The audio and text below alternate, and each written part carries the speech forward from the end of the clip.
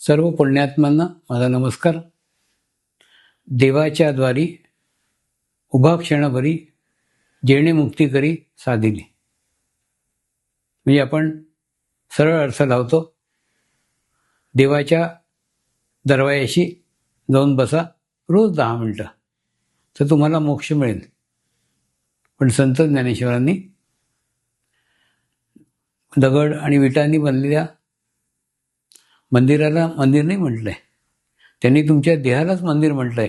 आणि या देहाच्या मंदिराच्या दरवाजाशी म्हणजे या सहस्रार चक्रावर, या ताळू भागावर जर तुम्ही 10 मिनटं राहिला तर तुम्हाला मोक्ष मिळेल. आता इथे 10 मिनटं राहणं म्हणजे काय? एका अशा निर्विचार स्थितीमध्ये राहणं जेव्हा आम्हाला भूतकाळाचे विचार नाही आहे आणि भविष्यकाळाचे विचार नाही आहे. अशा स्थितीत जेव्हा आपण राहू ना, तेव्हा आम्हाला मोक्ष मिळेल.